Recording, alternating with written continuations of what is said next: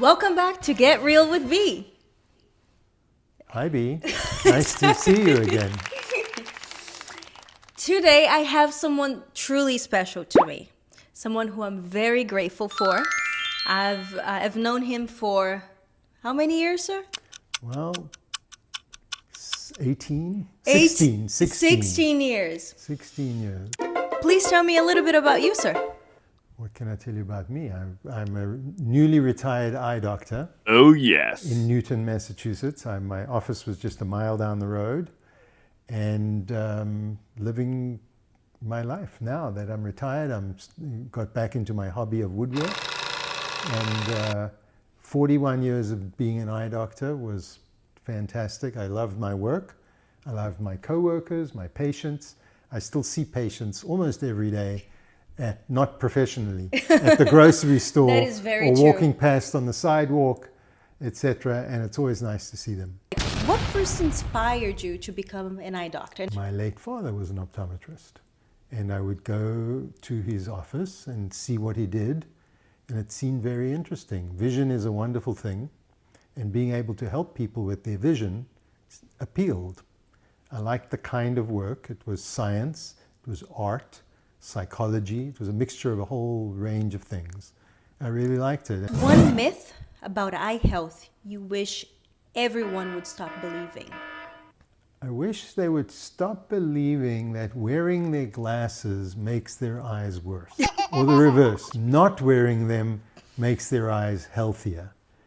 What foods or nutrients are best for keeping eyes healthy? You know, our Western diet, there's some unhealthy aspects to it, but most people have enough vitamin A. But carrots, beta carotenes, blueberries, almonds, red wine, these things. Red wine. The resveratrol in red wine or black grapes is healthy for the back of the eye. And generally being healthy, so blood pressure, blood sugar, these things are important to. The eyes are connected, nerves and blood vessels, etc. It's important to keep everything. It's important to keep everything healthy. If you're unhealthy elsewhere, it will impact your eyes. How does our vision change as we age?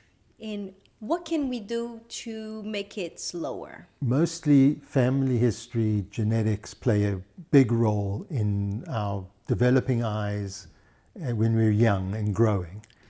That's till we're about 18 or 20 and 21, and then eyes begin pretty much stabilize at that point.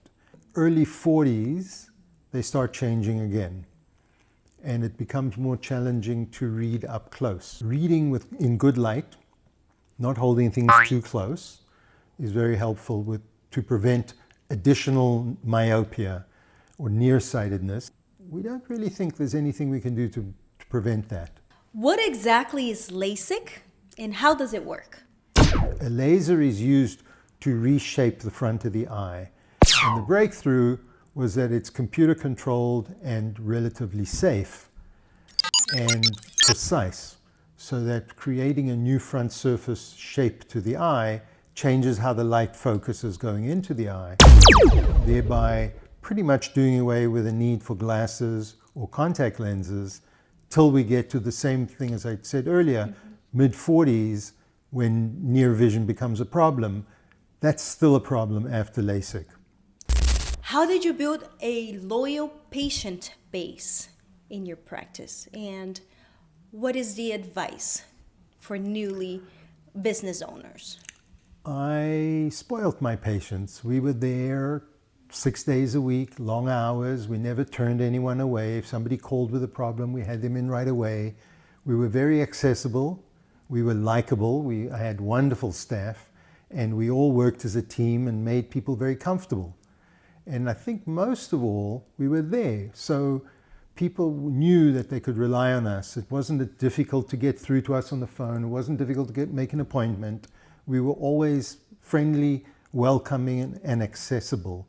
And that made a big difference compared to the corporate practices in the area or elsewhere, where it becomes more challenging just to connect with people. We were very much a personal, it felt like a family practice. If you were starting all over today, what would you do differently? I would do differently in that I would hire more staff, like another optometrist to grow the business alongside me.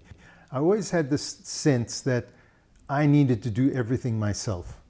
But from a business standpoint, what I might have done better was to hire people to delegate and build a bigger practice. Well, for someone who has been wearing glasses since age maybe 7 or 6, I'm not sure, I'm very thankful for your time and for clarifying all these questions that I had. I'm sure everyone else wondered the same thing. Thank you so much for your time and for being here with me on the Get Real with B.